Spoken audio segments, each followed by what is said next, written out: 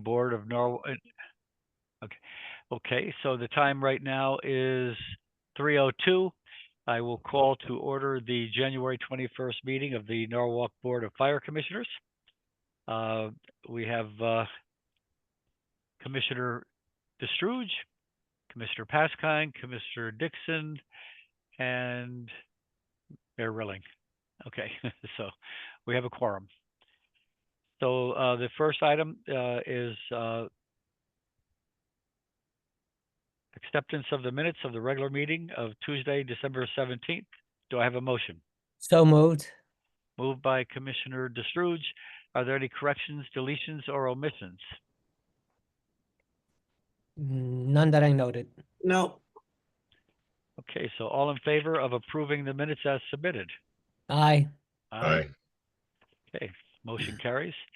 So now we're going to the Assistant Fire Chief of Administration. Chief's budget report. I'm sorry? The budget report first. Oh, okay. Yes, you're right. Chief's budget report. Go ahead, Chief. Okay, good afternoon, Mayor. Good afternoon, everyone. So we are looking at the platoon budget report. And as you can see, we are 6 months into the budget year. And at the very bottom, the expenses versus the balances, we have a very healthy balance in each of the salary and overtime expenses account. So we're looking good in that respect. And of course, we should be at 50% percentage for the year. And the firefighting account, which is the biggest account, salary, we're at 43.6%, and overtime, we are at 47%. And overall, which takes into consideration all the accounts, we're at 46.7%. So we're under 50%. So we're good there. Did receive a letter from the 3rd Taxing District regarding the rent for Station 3. Beginning July of this year, it's going to increase $1,660 to $56,990. And Well, I think we have a mistake there. Say that again. It's gonna. no mistake. Yeah, you said it was 1,600 and something. It's going to increase to 56,000. From 55,330. Okay, that makes a little bit more sense. Right. So Okay. it'll go up to 56,990, and we have budgeted $56,889. So I think we're in good shape. we're $1 short. Do they And have then- do we have a contract with them, Chief, or how is that? I don't know, Mayor, if we have a contract, to be honest. I really don't know. I mean, it's been even renting from them forever. Yeah, there must be something. I'm sure. Maybe check with the law department if you would. I mean, not, it's no big deal, but just check with the law department. I'd like to Okay. have everything wrapped up nice and tight in a contract. Mhm.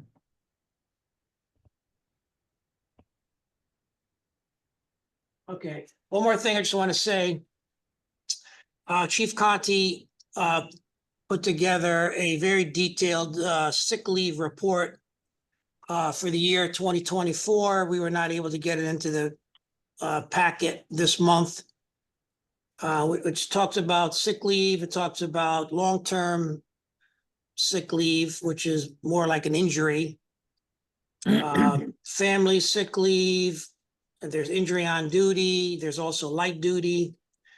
And just the bottom line is, if you compare 2023 to 2024 and all those categories, we're actually down 18%. So Very nice. it's a good reflection on the firefighters. Less sick time is being used, which also helps out with the overtime account.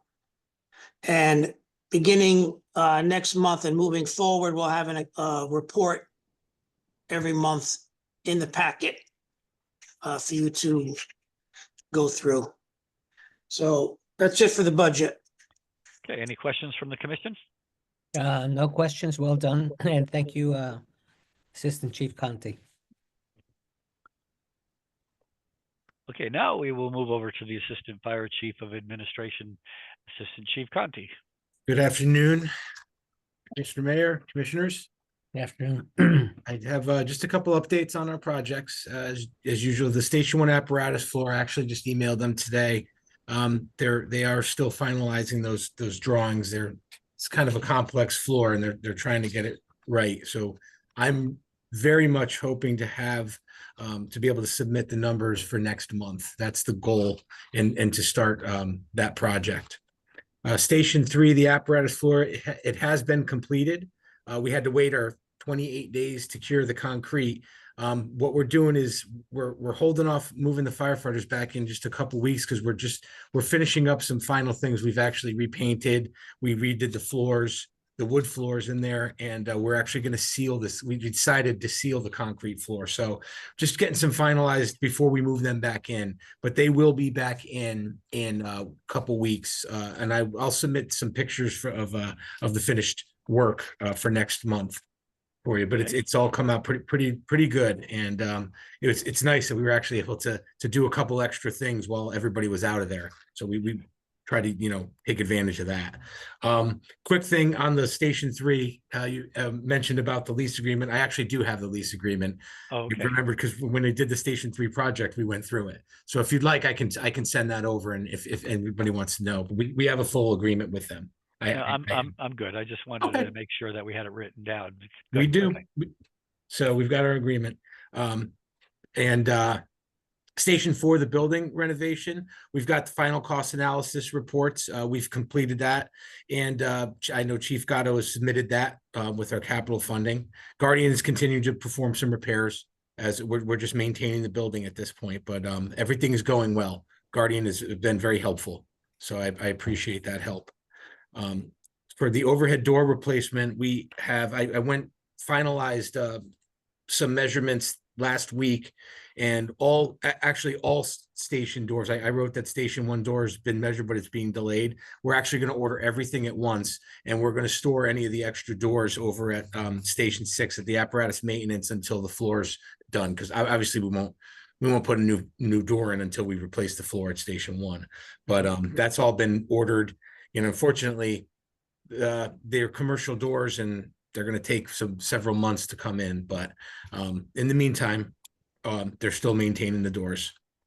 And the records management software that we've been upgrading to went live January 1st this year. And I've actually gotten some very positive feedback from the Marshal Division and the officers using it. So I think we've successfully upgraded the software, and this software, just for all the commissioners, this isn't just our records management. This is also the mobile data terminals in the all the apparatus.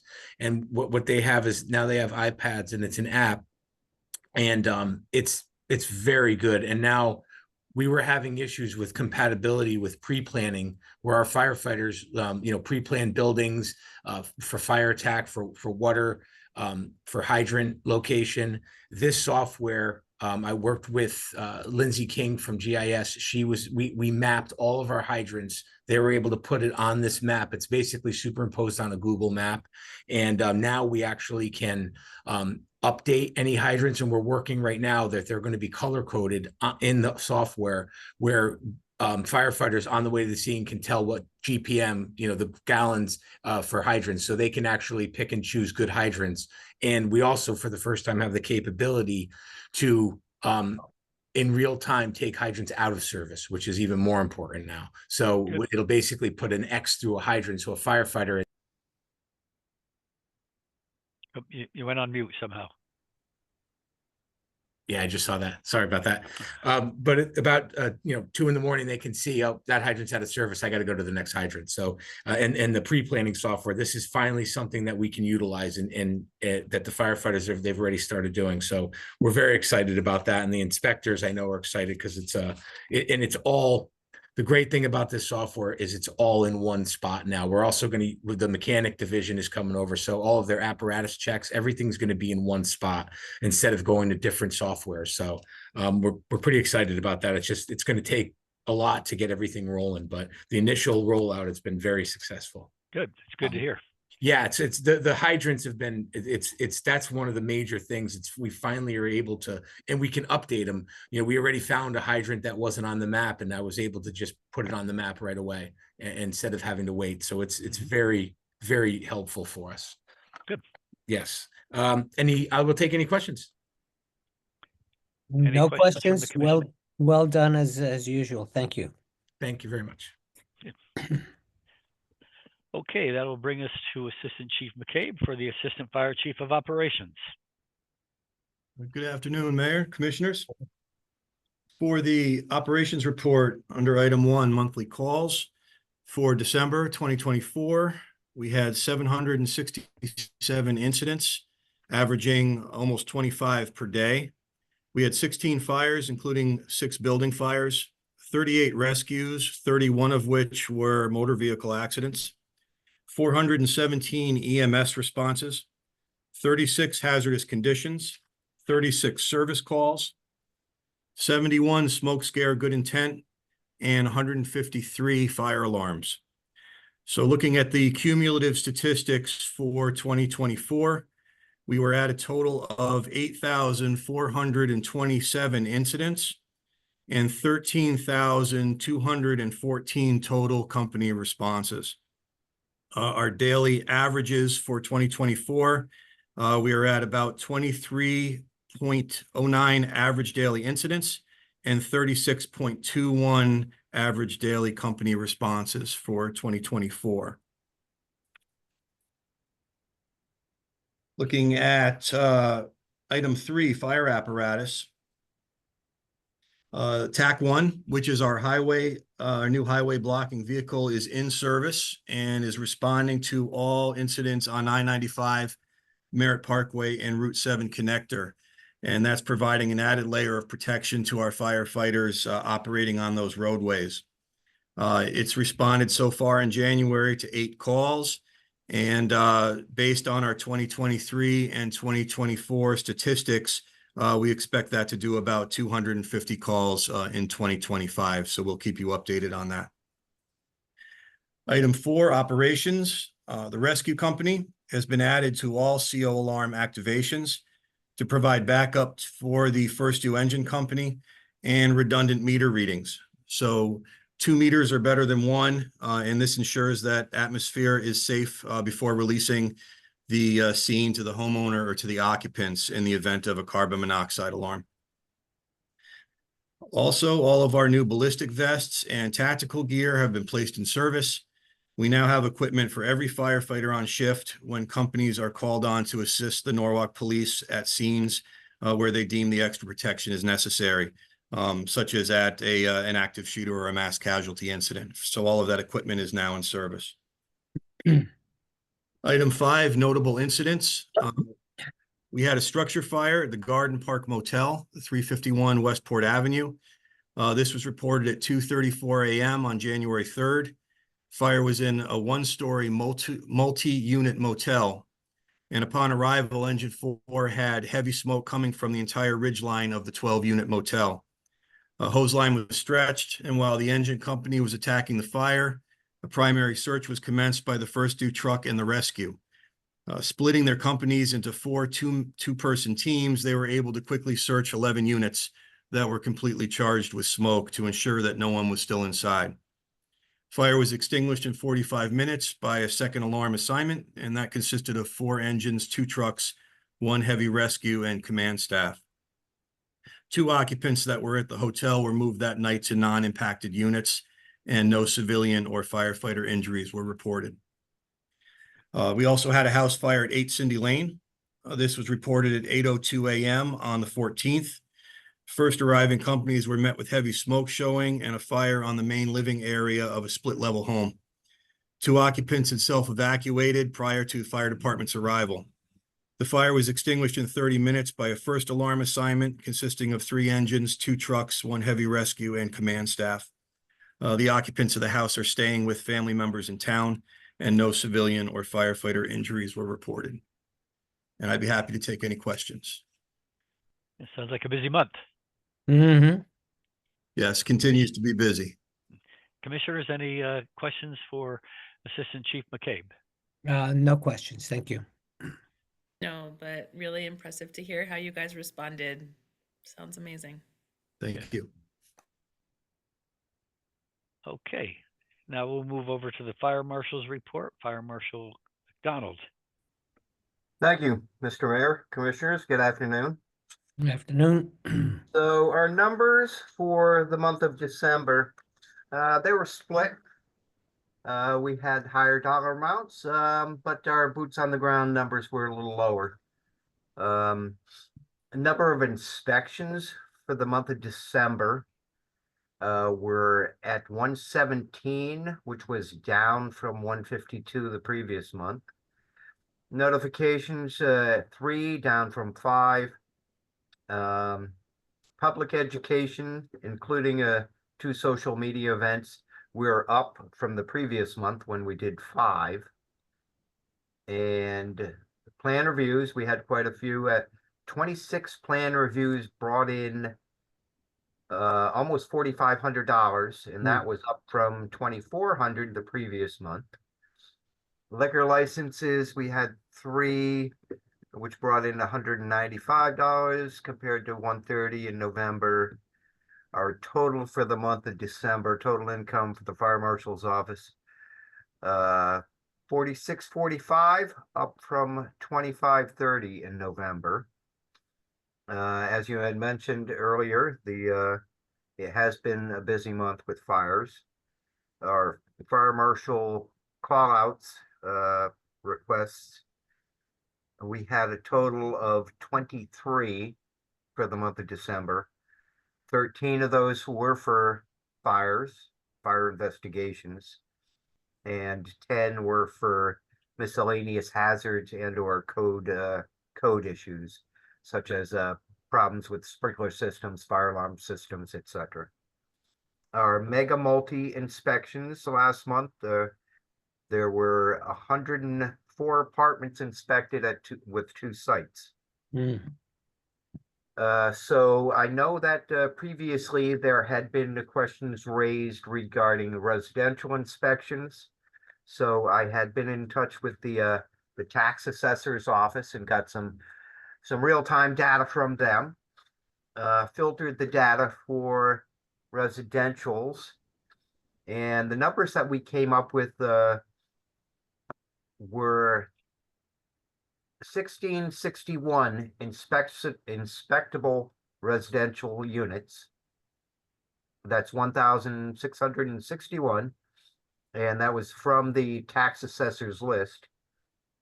And of those 1661 residential units, we inspected 1351, which left a balance of 310.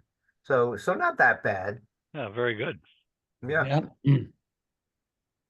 Excellent. We do have scheduled another part-timer to come back with us first week of February. So that would be helpful as far as taking care of the backlog. Be happy to take any questions. Now, the inspections are very important, as you know, and we appreciate it. Absolutely. Thank you. Any questions from the commissioners? No, thank you. Thank you. Okay. Next item on the agenda is Mr. Luca for the emergency management. Great, good afternoon. So just a few things. Obviously, we're in a cold snap right now.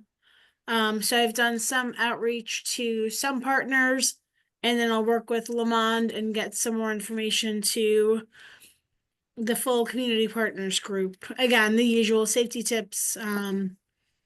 Our snow center, cold weather center is updated. And I've worked with Skylar quite a bit on some of the messaging for social media, press releases, and other updates. Obviously, we had some snow over the weekend, and coordinated with her and the rest of the team on that. We did update the When It Snows brochure, which is kind of the one-stop shop for all of our winter operations. Just made sure that was current. Added a few things, especially with the change from Code Red to Everbridge. So that's been posted online as well. And then Lamont and I have had some conversations over the past few weeks about what may be some of the impact with the new administration on some of our more vulnerable populations.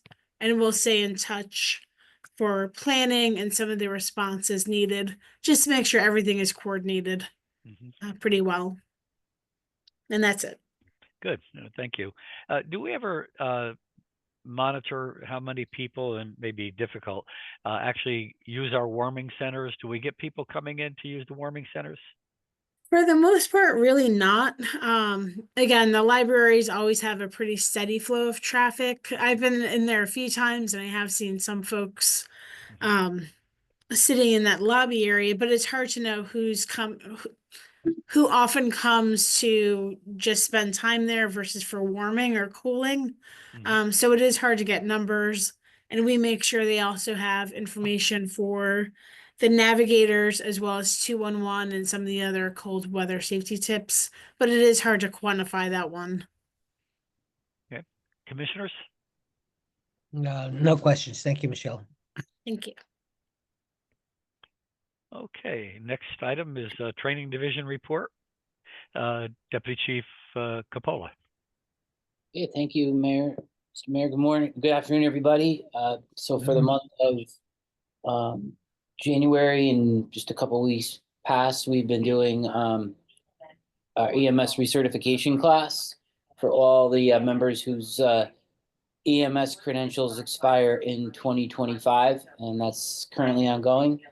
We have a few days left of that. We should be wrapped up with that by the end of the month. Going concurrently with that, we're doing cardiopulmonary resuscitation recertification for all members who need that. We've been doing some first due software integration training, trying to get everybody used to the new software. We spent quite a bit of time during the holiday week and then after orienting everybody on how to use the new attenuator truck and how to set that up, deploy it at motor vehicle accidents on Route 795 and Route 15.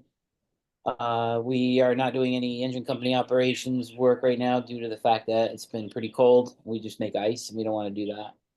Yeah. Also, ongoing SCBA respirator fit testing going on. Should be done with that by the end of this month. Will be good for 2025 for that. Completed training. We did complete the attenuator familiarization training with Station 2 members, specifically due to the fact that the truck is stationed here at headquarters. Once we finish EMS, we're going to start bringing that around to the other stations to get the other members familiar with its use. Upcoming scheduled training activities, we have Deputy Chief promotional examination that's going to be scheduled for April-May timeframe, last week of April, beginning of May, as that list expires soon. And we just actually completed, just Friday, we completed the captain promotional process, including a written exam and then a day of interviews and a day of reviews of the interviews. So that process is complete, and we'll be starting that up again in a couple. Actually, I'm working on it right now with the testing company to get the dates, get the book list updated, and get the job announcement out, and we'll be taking signups for that. And that's about it. With the cold weather, I'm looking to been doing some ice rescue training, so that's going to become an issue for us. And when this weather gets a little warmer, the ice that's forming now will start to melt and we'll have some incidents. So we'll be ready for that. And that's it. That's my report for the month. I'll take any questions if anyone has any at this time. Commissioners? No questions, but thank you for your thorough report. It's always good to hear all of the wonderful training that is happening and preventive care that is going on for our team. Sure, absolutely. Thank you. Okay, next, there are no items for the 8:30 union report. Correspondence, Chief? Okay, so there are two letters attached to the packet. Just briefly, one is from Chief Todd Decline from Rowayton Fire Department. They had a call for an automatic alarm, and en route, they were told that there was smoke in the basement. Once they got there, they realized that they had a working fire in their basement. So they notified us, and we sent out a full assignment response to assist Rowayton, and his letter is just to thank us for our assistance in ventilation and overhaul at their fire. Second letter from a gentleman, Mr. Peter Crawley. Happened to have a medical emergency back in November. Lost consciousness in the pool over on Willard Road. Engine 4 got there, began resuscitation efforts along with PD, and then EMS finally arrived. Brought the gentleman back, and he's doing very well. He reached out to Michelle about making a donation to the Fire Victims Fund. And I'll let Michelle pick up from there if she can still talk. Great, thank you. So he actually also, I think, made a donation to PD and EMS, as well as was really looking again for some outreach just to say thank you. So we did get that donation today, and that will be used for the Fire Victims Fund. And then he had also referred him to the Firefighters Union in case he wanted to make a donation as well for any of the programs that they do. So kind of gave him the information and then worked with him to make some contacts and let him finally kind of make those decisions for where he was going to donate. But we definitely appreciate, and I'll send a thank you note for the donation that we just received today for the Fire Victims Fund. So that, thank you. You want to say what the amount is? Sure. 2,000. Nice.